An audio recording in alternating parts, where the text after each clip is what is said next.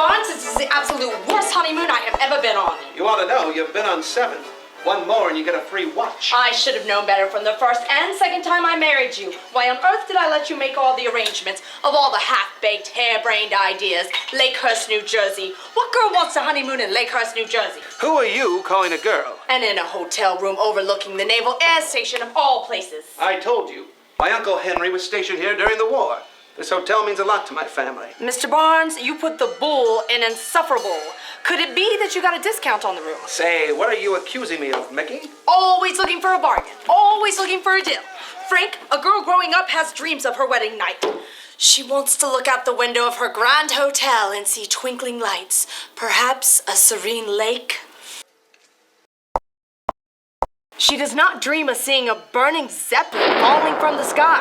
Crazy-eyed Germans leaping to their deaths, New Jersey housewives screaming in anguish. I'm sure for some women this would be a swell wedding night. If you were a suicidal poet, this would be your dream come true.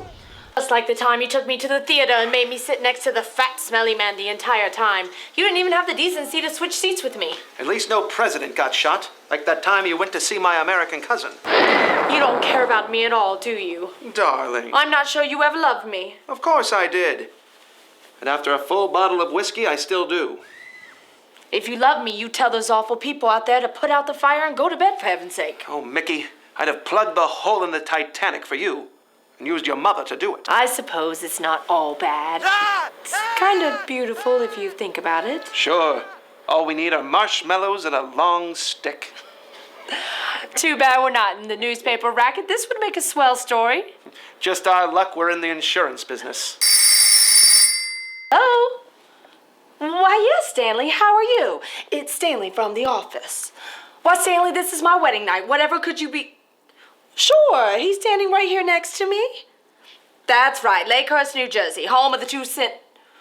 Well, yes, we can see it from our window. I'm looking at it right now. Uh-huh. Uh-huh. He says that thing burning out there is called the Hindenburg or something. What does all this have to... Uh-huh. You don't say. What doesn't he say? He says that our company insures that Zeppelin out there. 40 million buckaroos. Hindenburg. Hindenburg, where have I heard that name before? Well, Stanley, that's just awful. That's just dreadful. This will put the company right under. Well, who was the knuckle-headed dimwit who drew up that policy? Right. Say, I think I've married that baboon a few times. This can't be good. Listen, Stanley, I'm gonna have to call you back. I know a groom who needs his block knocked off. At least no one will hear his cry for help.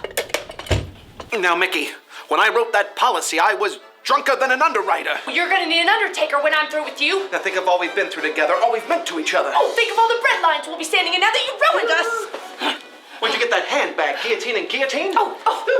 Now, Mickey, all these strikeouts are not going to raise your batting average.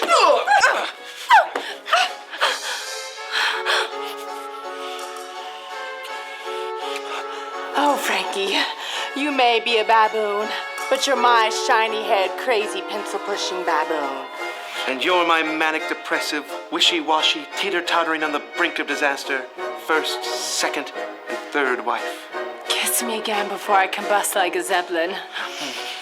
This is terrible. This is one of the worst catastrophes in the world. Hell over humanity.